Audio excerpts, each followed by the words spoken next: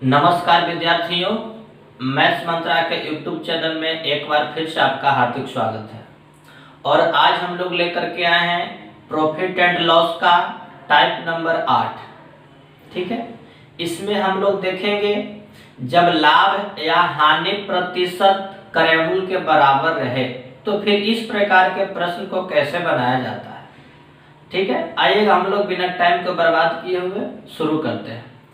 चलिएगा, एक बाबू आप थ्योरम समझिएगा। थोड़ा सा आपको समझना है बाबू कि जब लाभ या हानि परसेंट, ठीक है ना, जब लाभ परसेंट या फिर हानि परसेंट, ऐसा भी लिख सकते हैं कि जब लाभ या हानि प्रतिशत, जब लाभ या हानि प्रतिशत क्रयमूल्य के बराबर रहे, क्रयमूल्य के बराबर रहे, तो इस प्रकार के प्रश्न को हम लोग कैसे बनाएंगे आइएगा समझिएगा। क्रयमूल्य के बराबर रहे, ठीक है ना, आइएगा कैसे हम लोग बनाएंगे इसको समझते हैं। जैसा कि आपको हेडिंग डाला गया है बाबू कि जब लाभ या फिर हानि का जो परसेंट रहेगा किसके बराबर रहेगा, क्रयमूल्य के बराबर रहेगा। ठीक है, तो आपको बाबू कैसे बनाना है, सबसे पहले एसपी दिया हुआ रहेगा, तो एसपी जो भी दिया रहे, ठीक है ना, एसपी आपका जो भी दिया रहे, एसपी पे आप डबल जीरो लगाएंगे। मान लिया जाए एसपी आपका 39 रुपया दिया हुआ है। आगे तुरंत क्वेश्चन हम लोग देखेंगे कैसा क्वेश्चन रहेगा। मान लेते हैं कि अगर एसपी आपका 39 रुपया है विक्रय मूल्य, तो सबसे पहले इस पे क्या करना है, डबल जीरो बैठाना है। डबल जीरो बैठाने के बाद इसको हम लोग को दो पार्ट में इस प्रकार से ब्रेक करना है जिसका कि गुणनफल 3900 आ रहा हो और आपका अंतर 100 आ रहा हो। ठीक है ना, इस तरीके से हम लोग इसको ब्रेक करेंगे। अब कैसे ब्रेक करेंगे आइएगा हम लोग उसको समझने की प्रयास करते हैं, कैसे हम लोग ब्रेक करेंगे। जैसे मान लिया जाए ब्रेक करने के लिए हम आपको सिखा रहे हैं, सीखिएगा। जैसे मान लिया जाए सबसे पहले आपको लिखना है 1, ठीक है ना। अब आपको देखना है जी कहाँ है कि यहाँ पास डबल जीरो हटाने से लगाने से पहले देखना है यूनिट डिजिट। तो देख रहे हैं यूनिट डिजिट आपका 9 है, तो हम सोचेंगे कि 9 है बाबू, तो कौन सा दो अंक आपस में गुना करें, कौन सा दो अंक आपस में गुना करें कि 9 प्राप्त हो।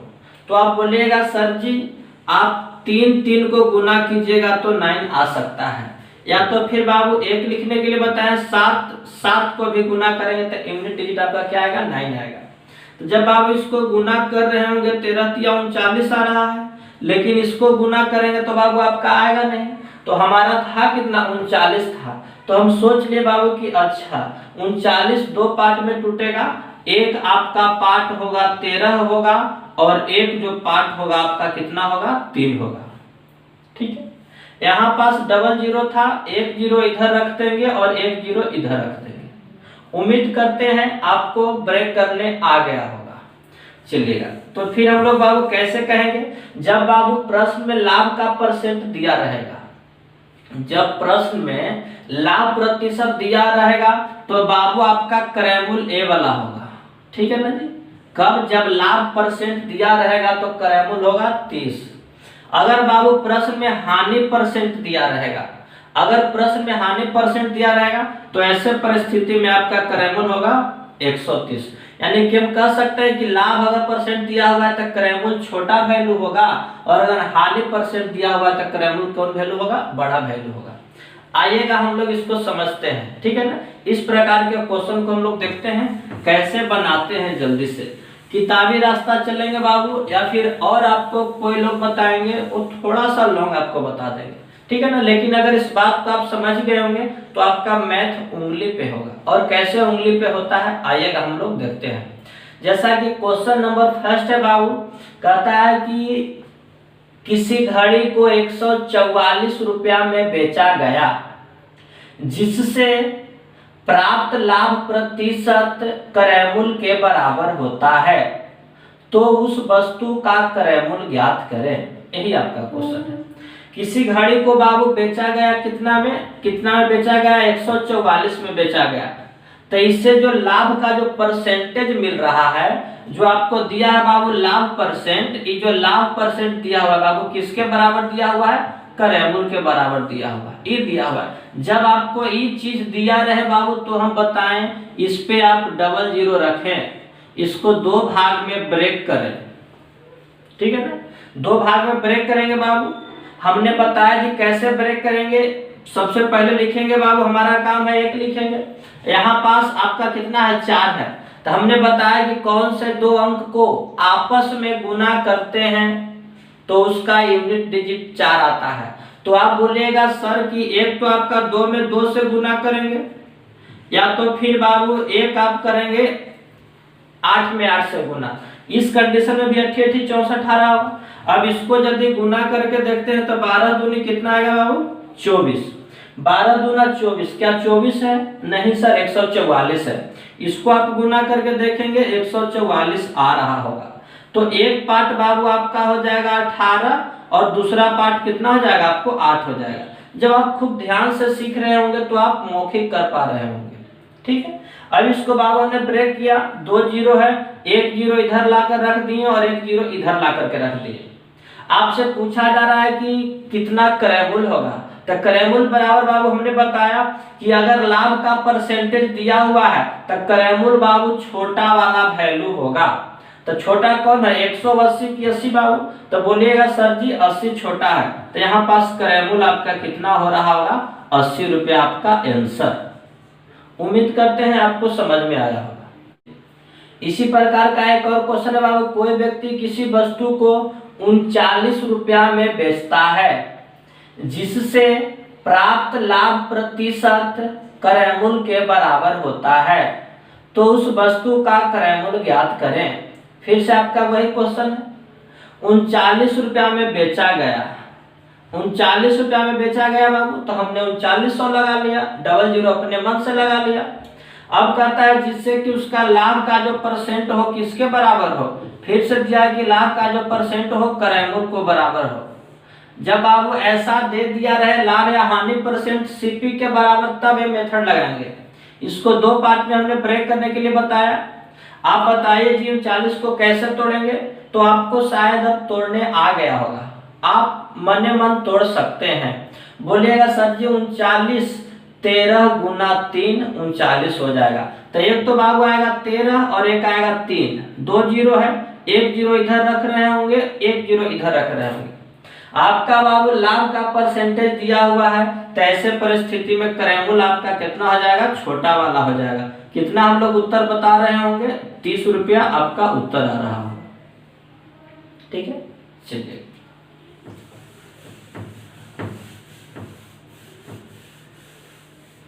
इसी प्रकार का एक और क्वेश्चन है बाबू, कहता है कोई दुकानदार अपने रेडियो को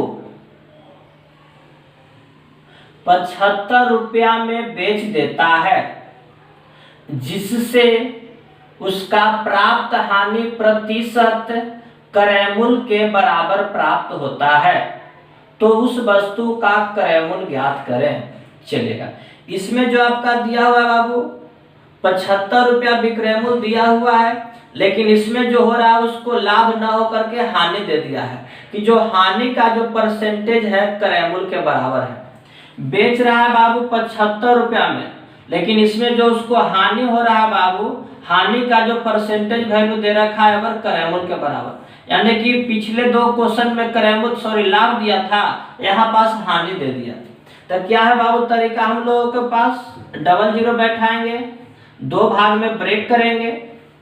अब बाबू बताइए 75 को किस तरीके से तोड़ेंगे, तो बोलिएगा सर जी 15 में 5 से गुना करेंगे आपका 75 आ रहा होगा, यानी कि 15 और 5 को 75 कर सकते हैं। डबल जीरो है बाबू, एक जीरो यहाँ हो जाएगा और एक जीरो यहाँ हो जाएगा। तो आपसे पूछा जा रहा है उस वस्तु का क्रयमूल्य, तो क्रयमूल्य बाबू बतलाने से पहले देखना है कि लाभ है कि हानि है। तो अगर बाबू हानि है तो बड़ा वाला उत्तर और लाभ है तो छोटा वाला उत्तर, तो यहाँ पास हानि दिया हुआ है, तो ऐसे परिस्थिति में आपका क्रयमूल्य आ रहा होगा 150 रुपया आंसर, ठीक है। चलिए और क्वेश्चन है बाबू, एक और क्वेश्चन है, कहता है कोई दुकानदार अपने माल को 171 रुपया में बेच देता है, जिससे उसे प्राप्त होने वाला लाभ प्रतिशत क्रय मूल्य के बराबर होता है, तो उस वस्तु का क्रय मूल्य ज्ञात करें। कितना बेच रहा है बाबू? 171 में बेच रहा है। 171 में बेच रहा है जी, चलिएगा। इसमें बाबू अब दे दिया है क्या? लाभ परसेंट दिया हुआ है कि लाभ हो रहा है इसको बाबू, और लाभ का जो परसेंटेज वैल्यू है किसके बराबर है? क्रय मूल्य के बराबर। तो फिर से बाबू वही तरीका अपनाना है हम लोगों को। यहाँ 00 रखना है यहाँ बाबू, ठीक है ना। अब सोचिए जी कि यहाँ पास 1 है, तो 1 बाबू इकाई अंक 1 है, तो कौन बाबू देता है? 1 तो बाबू 1 में 1 से गुना करते हैं तो यूनिट डिजिट 1 आता है, और 1 बाबू 9 में 9 से गुना करते हैं, 9 9 81, वहां पास भी 1 आता है। तो यहाँ बाबू 11 में 1 से गुना करेंगे 11 आ जाएगा। लेकिन अगर बाबू अगर वहीं पास हम गुना करें 19 में 9 से, तो आपका इतना उत्तर आ रहा होगा, ठीक है ना। तो यानी 19 गुने 9, 00 1 0 यहाँ पास और 1 0 यहाँ पास, आपका दिए हुए लाभ परसेंट। तो अगर लाभ का प्रतिशत दिया हुआ है तो क्रय मूल्य कितना आ जाएगा बाबू? छोटा वाला। तो ऐसे परिस्थिति में आपका जो क्रय मूल्य हो जाएगा, क्रय मूल्य बराबर कितना रुपया बाबू? क्रय मूल्य बराबर 90 रुपया आपका आंसर, ठीक है। एक और प्रश्न है आपको, एक और बाबू आपके पास प्रश्न है, चलिएगा। कहता है बाबू क्वेश्चन आपका दिए हुए, कोई दुकानदार किसी वस्तु को 96 रुपया में बेचता है, जिससे उसे हानि प्रतिशत क्रय मूल्य के बराबर होता है, तो उस वस्तु का क्रय मूल्य ज्ञात करें। अब दिया हुआ बाबू हानि परसेंट, तो 96 रुपया में बेच रहा है, तो 96 पर 00 लगाइए, 2 पार्ट में ब्रेक कीजिए। अब देखिएगा बाबू यहाँ पास कितना है? 6। तो 6 कौन देता है इकाई अंक? जब 4 में 4 से गुना करते हैं तो 4 4 का 16 इकाई अंक 6 आया, ठीक है ना। नहीं तो फिर 6 में 6 से गुना करते हैं तो बाबू इकाई अंक कितना आता है? 6 6 36, 6 आता है। तो बाबू 14 में अगर 4 से गुना करें तो 14 चौक 56 होता है, लेकिन अगर वही 16 में 6 से गुना करते हैं तो 16 6 96 होता है। यानी कि एक वैल्यू हो जाएगा 6 16, 1 हो जाएगा 6। 00 है बाबू, यहाँ 1 0 और यहाँ 1 0। और बाबू जैसा कि प्रश्न में दिया गया है कि हानि का परसेंटेज वैल्यू है जो क्रय मूल्य के बराबर है, तो हानि है बाबू, तो ऐसे परिस्थिति में जो उत्तर होगा बड़ा वाला, यानी कि क्रय मूल्य बराबर कितना? 160 रुपया आपका उत्तर आ रहा होगा, ठीक है बाबू। उम्मीद करते हैं आपको समझ में आ रहा होगा। तो टाइप आपका 8 था बाबू, यही चीज। फिर हम लोग बाबू देखेंगे टाइप नंबर 9। चलिए आज के लिए इतना ही, फिर हम लोग मिलते हैं अगले वीडियो में।